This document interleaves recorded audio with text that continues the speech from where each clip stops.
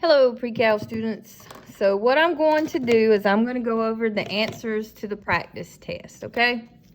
So let's look at the first one. It says the given angle is in standard position, so that means the initial side is on the positive x-axis and the vertex is at the origin.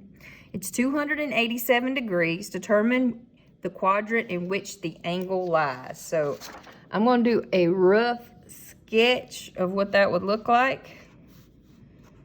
So here's my y-axis, here's my x-axis.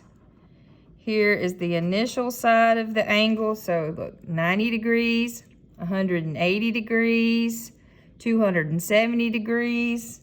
So 287 would be just a little bit more than that. And that's 287 degrees. So what quadrant does that lie in? It lies in this quadrant, right? And that is quadrant 4.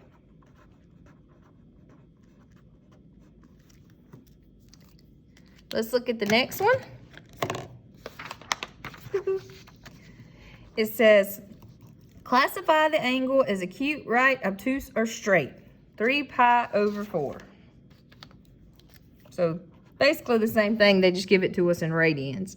Worst case scenario, you could change it to degrees if that made you more comfortable, right? So we got 3 pi over 4. So let me draw this again. So here's the x-axis, here's the y-axis, here is my initial side. So it's divided into fourths. Remember, from here to here, that's 1 pi. So we're going 3/4 of the way. So here's 1/4, 2/4, 3/4. All right, and what quadrant? Oh, we don't want to know that. Well, what quadrant are we in? We're in quadrant 2. That's just a bonus. They want to know if it's acute, right, or obtuse or straight. What kind of angle is that? It is obtuse. Okay. And let's look at the next one. All right, it says find the radian measure of the central angle of a circle of radius r, the intercepts an arc length s. If r is 1.3 meters and s is 3.38 meters. Okay, so we got to use one of our formulas. All right, so theta, and remember theta is measured in radians, is equal to s over r. And s is the arc length and r is the radius. And I'm going to plug those values they gave us in.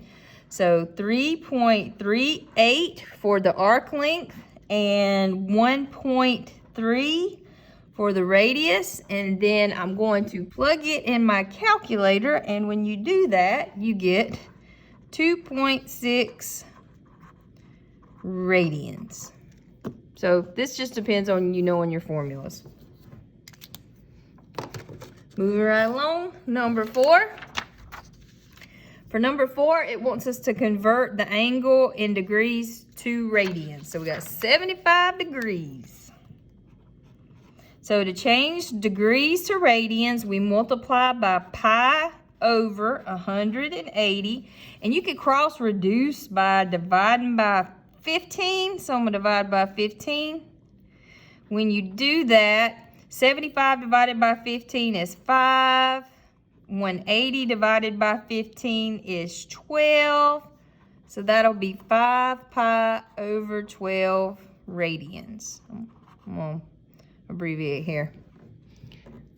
Okay. Let's look at the next one. Number 5 says, convert it from radians to degrees. So we got negative pi over 4.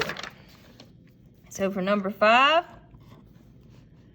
if we have negative pi over 4 to change radians to degrees, we multiply by the reciprocal of this, right? So I'm going to multiply by 180 over pi.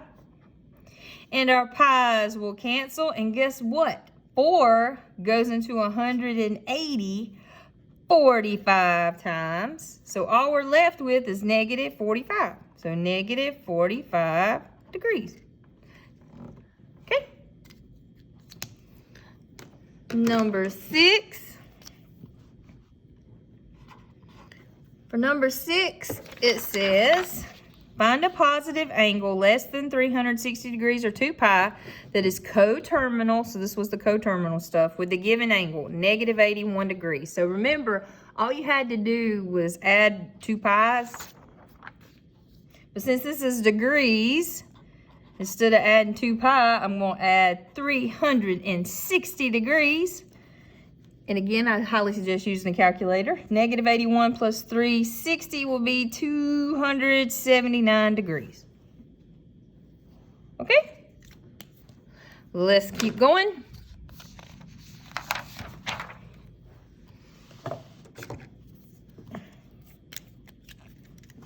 Number 7. Number 7 says, find a positive angle less than 360 or 2 pi that is coterminal with 31 pi over 10. So the same thing we just did, except instead of adding 2 pi's, we got to take 2 pi's away. So 31 pi over 10. So we have 31 pi over 10. And remember, I said sometimes it's helpful to think of it as a mixed number. So this would be 3 1/10 pi. So I only need to take away 2 pi. When you take away 2 pi, that leaves you with 1 1/10 of a pi. And of course, we're going to write that as an improper fraction. So 10 times 1 is 10. 10 plus 1 is 11. So that'll be 11 pi over 10, or 11/10 pi.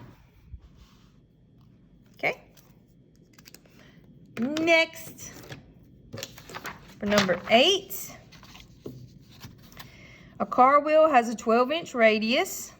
Through what angle to the nearest 10th of a degree does the wheel turn when the car rolls 2.5 feet? So we got some important stuff going on here. Note it's in degrees, and the formula we have to do this problem is in radians. So once you get your information, you're going to have to change it to degrees. So let's look at this one.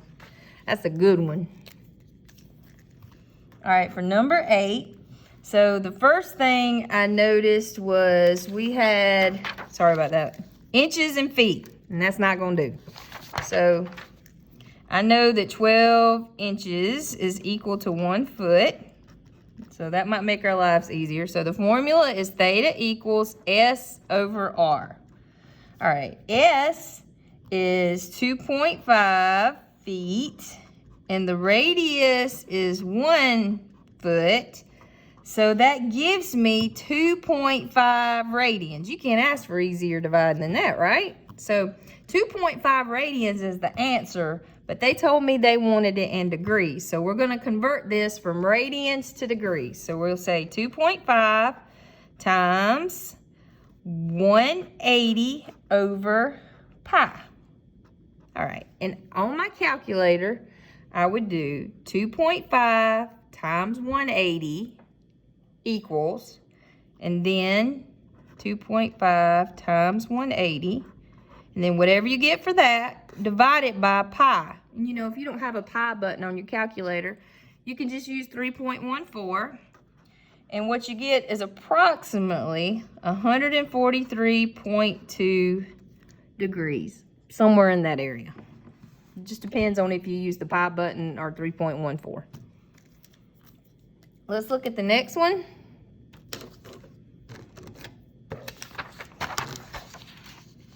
All right. It says a gear with a radius of 9 centimeters is turning pi over 11 radians per second. What is the linear speed at a point on the outer edge of the gear? All right. So nu equals S over T, but remember, we can find arc length using R times theta. So it's kind of like R times theta over T, right? Well, the radius is 9. Theta is pi over 11. And the time is per second. So that's just 1 second. So that's just a 1 on bottom. That'll give us 9 pi over 11. Because when I divide that by 1, I just have 9 pi over 11. And that'll be centimeters per second. Seemed complicated, but it really wasn't that bad. Next, number 10. It says we got this point, square root of 13 over 6, 5 over 6. It's on the unit circle that corresponds to a real number t. They want us to find the secant of t. Okay. All right. So we know that secant of t is equal to 1 over the cosine of t, right? And since this is the unit circle, I know that the cosine of t is just equal to whatever my x-coordinate is. So that'll be 1 over the square root of 13 over 6. And remember, 1 divided by a fraction is just the reciprocal of that fraction. So that'll be 6 over the square root of 13. Radical in the denominator is a naughty no-no, so I'm going to multiply by the square root of 13 in the numerator and the denominator, and we get 6 times the square root of 13 over the square root of 13 times the square root of 13 is just 13. Okay? I think I can fit the next one on here. Let's look at number 11. It says find the exact value of the cotangent of 5 pi over 4. Do not use the calculator. All right, so I'm just going to get this straight off the unit circle in my brain. So cotangent of 5 pi over 4, right? Yes. Okay. So cotangent is just going to be your x value over your y value at 5 pi over 4. And when you're thinking about the unit circle, I just want to make sure you can see. When you think about unit circle, 1 pi over 4, 2 pi over 4, 3 pi over 4, 4 pi over 4. We're talking about right here. So that's going to be negative the square root of 2 over 2 divided by negative the square root of 2 over 2. And we knew as soon as you saw this is in quadrant 3 that cotangent is positive in quadrant 3, right? And any number divided by itself just equals a great big fat 1. Okay, let's move on to the next one.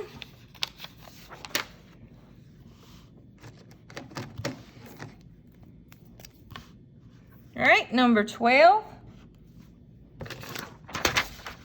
It says use even and odd properties to find the exact value of the sine of negative pi thirds. So the sine of negative pi thirds. Now, sine is an odd function. Odd. And since it's odd, the rule for odd is f of negative x is the same thing as negative f of x. So we've got this side of the scenario. We're going to write this side. So that'll be negative sine of pi over 3. And on the unit circle, what is the sine of pi over 3? The sine of pi over 3 is the square root of 3 over 2. So negative the square root of 3 over 2. Next. For number 13, it says use the identities to find the tangent given that sine and cosine. So we got sine and we got cosine. All right. Using my quotient identities, I know that the tangent of t is the same thing as the sine of t divided by the cosine of t. And the value they gave me for sine is negative 4 over 7. And the value they gave me for cosine is 3 times the square root of 10 over 7. So the beautiful thing about this is the two 7s will cancel out. So we got negative 4 over 3 times the square root of 10. We know we cannot have that square root in the denominator, so I'm going to multiply by the square root of 10 on top and on bottom. So that'll give us negative 4 times the square root of 10 over. Now here's 3. The square root of 10 times the square root of 10 is 10. So 3 times 10 is 30. And we can simplify this, right? What'll go into 4 and go into 30? 2. So this will be 2, and this will be 15. So my final answer is negative 2 times the square root of 10 over 15. Okay. Let's look at the next one. It says, use the Pythagorean identity to find cosine, given that sine is 3/5. Now, they tell me that t is between 0 and pi over 2. So that means it's in quadrant 1. In quadrant 1, everything is positive, so I know what I get for cosine is going to be positive. So let's do this one. Come down here for number 14. So sine squared, we're using t. Sine squared of t plus the cosine squared of t equals 1. That's your Pythagorean identity. They tell me that the sine is 3/5. So I'm going to plug that in for sine. Don't forget it's squared. Plus cosine squared of t equals 1. 3/5 squared. 3 squared is 9. 5 squared is 25. Plus the cosine squared of t equals 1. All right, to move this over here, we will subtract it.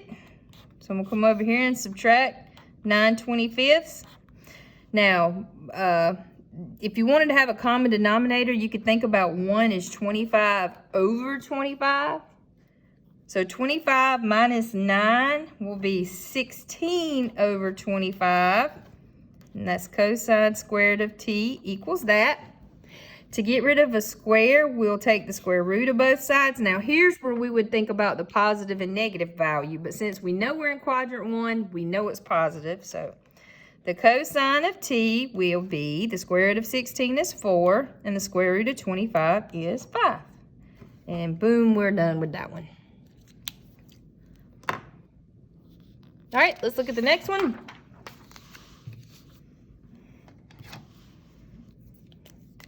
So number 15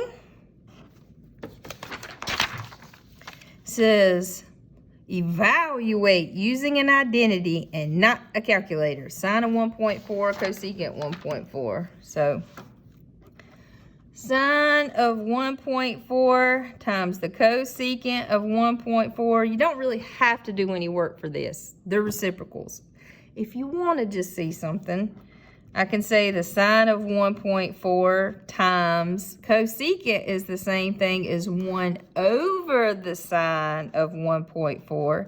And then the sines will cancel and we're left with 1. Or you can say, hey, those two things are reciprocals. So any number of times it's reciprocal just equals 1. Okay? All right. Let's look at the next one. Number 16 says,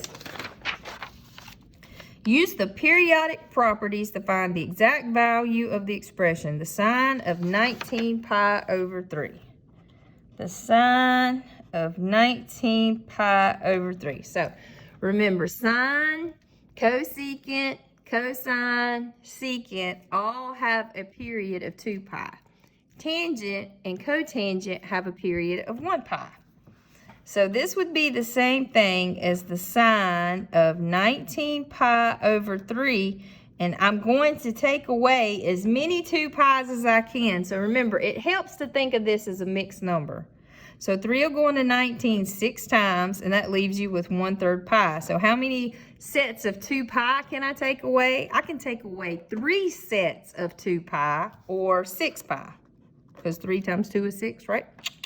And that will give me the sine of 6 1/3 pi minus 6 pi just leaves you with 1/3 pi, or pi over 3. And what is the sine of pi over 3? It is the square root of 3 over 2. That's off the unit circle, of course.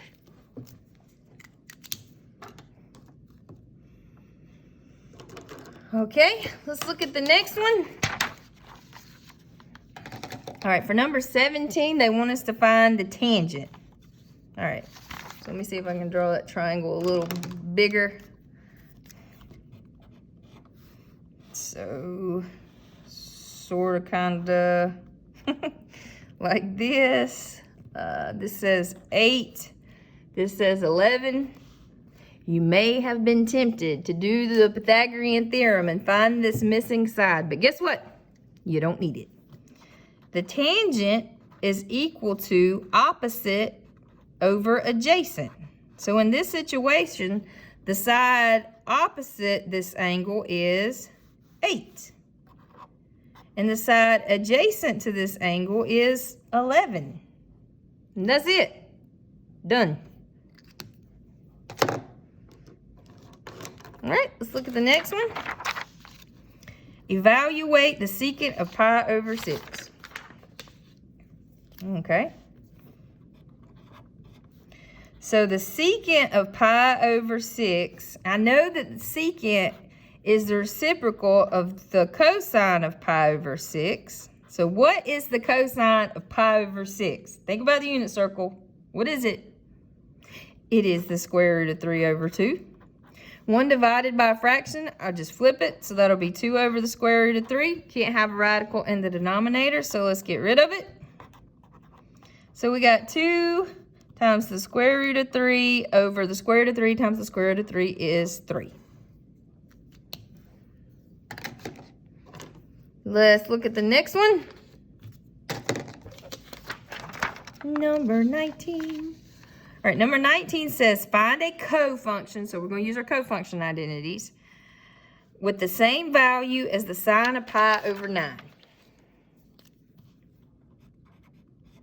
Sine of pi over 9. All right, the cofunction of sine, we use cosine. So that's the same thing as the cosine of. Now, this is usually 90 degrees, right? But this is in radians. So 90 degrees in radians is pi over 2.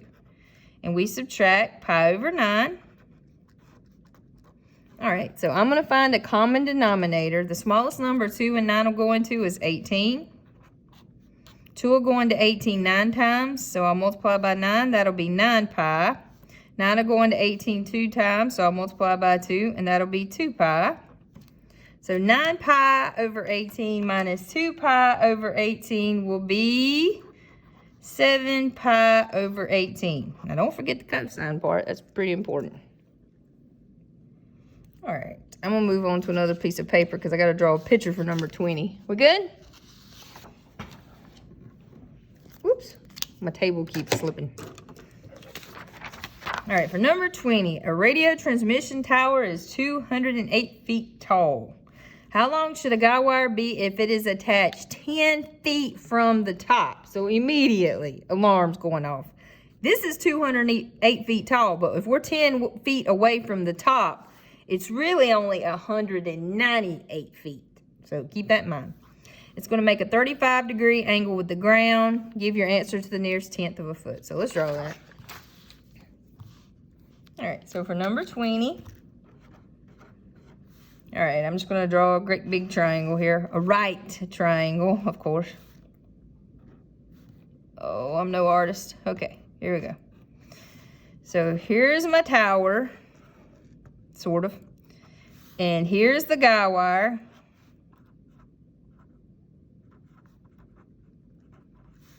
Tower. This is the ground, just in case. All right, and they say that this is 35 degrees. It's making a 35-degree angle with the ground. And then, again, they told us that the tower is 208 feet tall. This whole thing here is 208 feet. But we're not attaching the wire till we get right here, which is 10 feet less. So this, which is what I'm interested in, is actually 198 feet. All right, and they want us to find the length of the guy wire. Let's call it G. Makes sense to me. So we've got the side opposite the angle, and we want the hypotenuse. So which trig function deals with opposite and hypotenuse? That would be sine. So the sine of 35 degrees will equal opposite, which is 198, over hypotenuse, which is what we're looking for. And then we can switch these two. Remember our little trick. So we get G is equal to 198 divided by the sine of 35 degrees. So make sure your calculator's in degrees, right? And that gives me approximately, let's see, 345.2 2 feet. So that one was a little tricky. They were trying to be shysty. Let's look at the next one, number 21. For number 21, it says a point on the terminal side of angle theta is 12.5. Find the exact value of cosine of theta.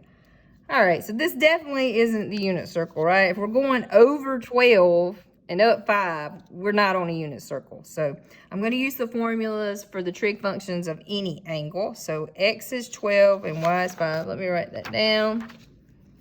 So we got 12. Oh. Let's try that again. So we have 12, 5, and they want us to find the cosine of theta. So cosine is equal to x over r. Well, I got the x, I'm missing the r. So let's use our formula. R is equal to the square root of x squared plus y squared. Just a souped up version of the Pythagorean theorem, right? So that will be the square root of 12 squared plus 5 squared, which is the square root of 144 plus 25. This is going to come out nice. That's the square root of 169, which is 13. So the radius is 13. So I can come back over here. The cosine will be x over r. And we're good. Let's look at the next one. I think I have room. All right, for number 22. It says, given that the secant is 9 over 4 and it's in quadrant 4, find cotangent. So I'm going to hold this. Secant of theta is 9 over 4. It's in quadrant 4, and they want me to find the cotangent. All right. Quadrant 4, in quadrant 4, secant is positive, but cotangent is negative, right? So I know that this is going to be negative. Secant is equal to r over x. So for cotangent to be negative, my y is going to be negative. And we know that in quadrant 4, y'all come over here. You see? We know if we're down here that our y coordinate is negative. So when we find y, it's going to be negative. And we got to find y, right? Because cotangent is equal to x over y. So let's find y. Using that x squared plus y squared equals r squared. So I will say 4 squared plus y squared equals 9 squared. Again, it's just a variation of this formula. It's the Pythagorean theorem. So we'll have 16 plus y squared equals 81. Subtract 16. All right, 81 minus 16 will be 65. So we'll get y squared equals 65. To get rid of the square, we'll take the square root. So y is going to be, we know it's not the positive value, so we want the negative square root of 65. Now, if I could simplify that, I would, but you can't. So cotangent will be equal to x, which is 4, over y, which is negative square root of 65. We cannot have that square root in the denominator, so I'm going to multiply by the square root of 65 on top and on bottom. So we get negative 4 times the square root of 65. I'm just going to pull that negative out front. It looks prettier. Over 65. That's my final answer. All right. Let's look at the next one. We're almost there. Number 23.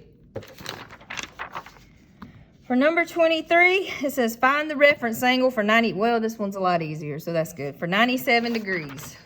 So when I think about that angle, so here's my initial side. Well, here's 90 degrees, so 97 degrees is going to be, I may have splurged a little here, but approximately that's 97 degrees.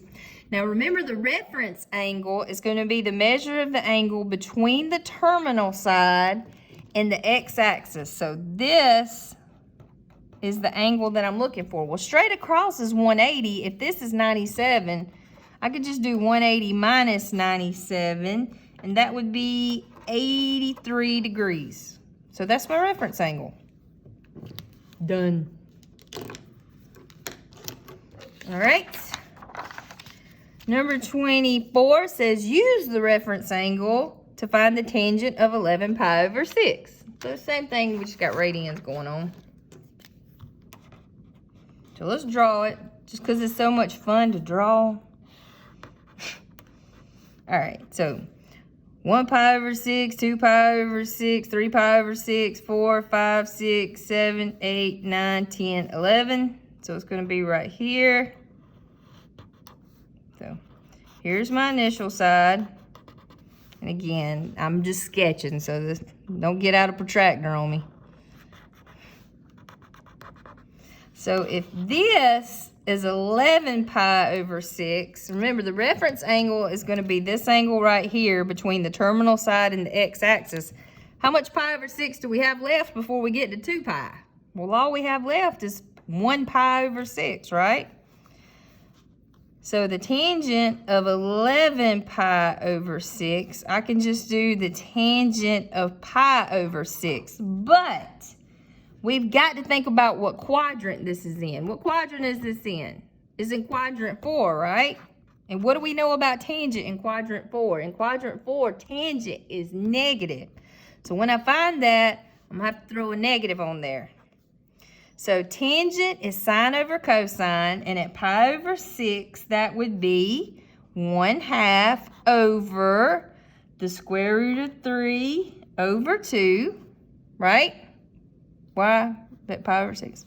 Anywho, 2's cancel, so you get -1 over the square root of 3. We cannot have the square root in the denominator, so just like we've done what feels like 100 times now, I'm going to multiply by the square root of 3 on top and on bottom.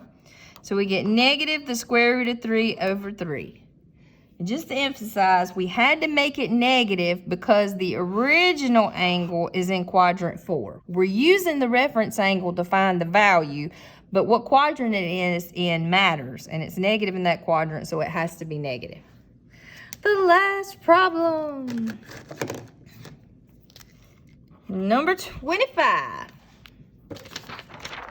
Says find the exact value of this expression. No calculator. Let me write it down. We got cosecant squared of 40 degrees minus the tangent squared of 50 degrees plus 3. All right, we don't have any Pythagorean identities that have anything to do with cosecant and tangent. So we either need to change tangent to cotangent, or we need to change cosecant to secant. So I'm going to go with, let's change this one, okay? I know using my cofunction identity that the cosecant of 40 degrees is the same thing as the secant of 90 degrees minus 40 degrees. So that'll be the same thing as the secant of 50 degrees. So I'm going to plug this in right here. Now remember, this is squared. So now I've got the secant squared of 50 degrees minus the tangent squared of 50 degrees plus 3. So now that Pythagorean identity I was talking about, I'm going to turn my paper sideways for a minute, says that 1 plus tangent squared, I'm just going to use x, equals secant squared. All right, when I move tangent squared to the other side, we have 1 equals secant squared minus tangent squared. And look, that's exactly what we've got here. Secant squared of 50 minus tangent squared of 50. That is this. And I know that this equals 1, so this equals 1. So basically, we got 1 plus 3, and that's 4. All right, you guys. Have a great rest of the day.